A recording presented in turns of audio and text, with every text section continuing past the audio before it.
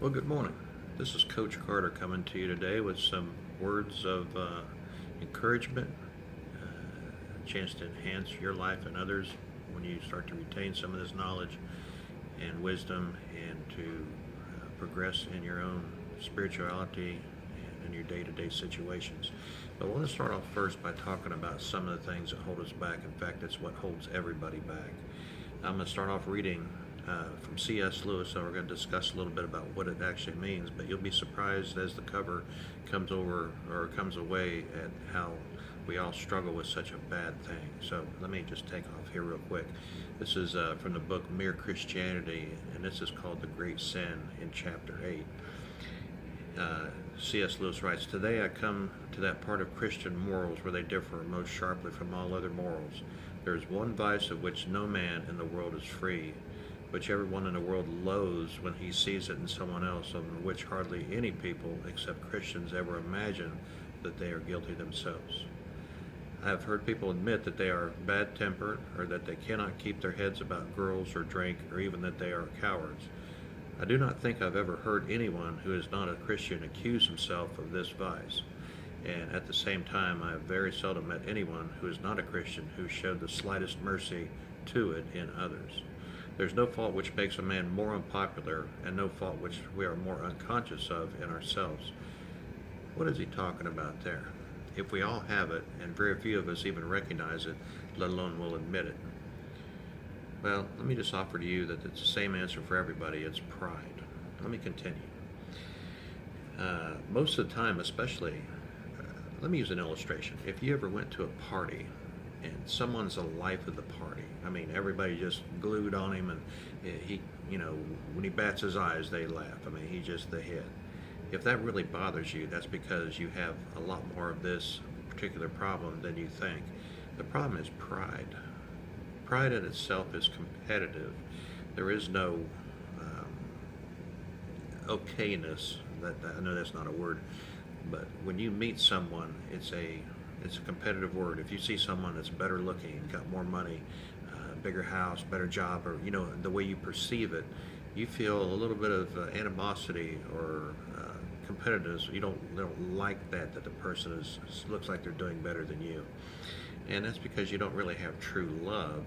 True love is really hard to find, but it's the opposite of pride. Let me just tell you what true love is. I'm going to read here from 1 Corinthians chapter 13. I'll tell you exactly what love is. A lot of people equate love with lust.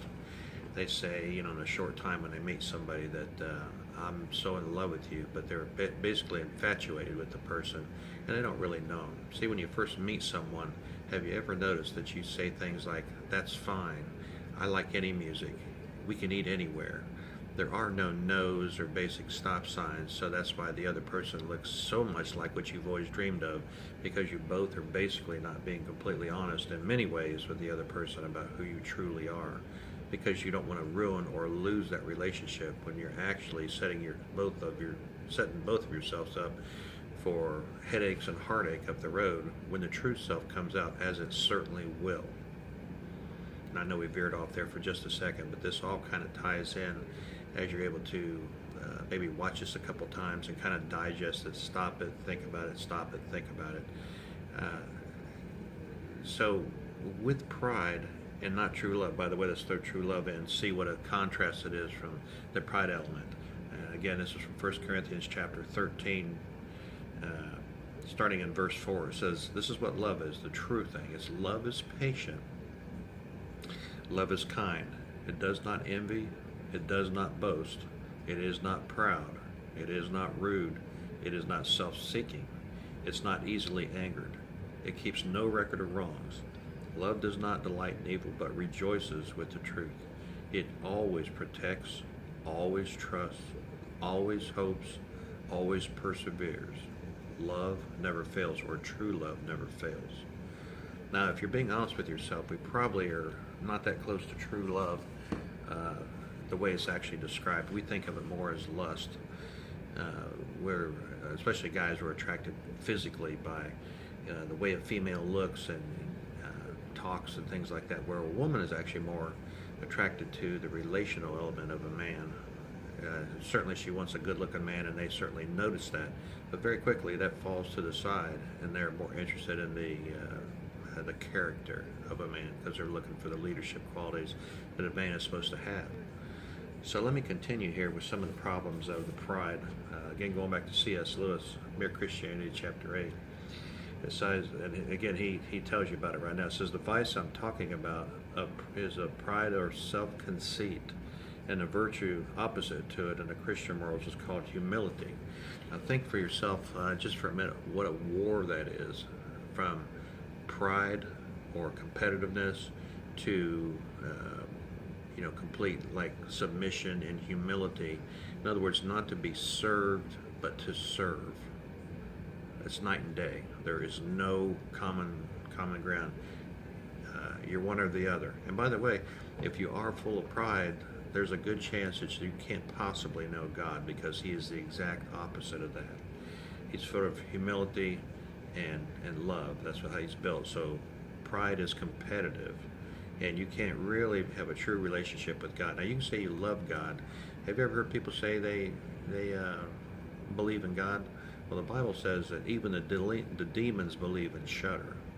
So that's no big deal. Everybody knows, and it's in their heart. In fact, the Bible talks about, in the fool the heart says there is no God. So what do we do with what we're sort of noticing? Well, in your mind or in your brain, you have this continual tape recorder going around day and night in your consciousness, based on where you've been, where you've come from, your experiences, your thoughts, what you read, who you hang with. By the way, if you want to find out what you're made of, all you do is ask a person, or them ask you, who you hang around with and what you read, and that'll pretty much tell what you're about. I used to tell my son when he'd leave, he'd say, Dad, we're doing this, and then I would explain to him, I said, Dustin, you really don't have to tell me what you're doing. I see who you're hanging with. It's pretty unlikely if he was going out the door with a bunch of guys toting beer bottles that they're going to a Bible study. Now that sounds ridiculous, and it pretty much is. Who you hang with and what you read will tell me who you are or what you're about. So when I meet someone that I think is kind of a neat person, I want to know what kind of books they read, and that's a good way to find out what kind of person that you're actually interested in or talking to, or whether the relationship will end up falling flat on its face or grow. So give me your thoughts on that.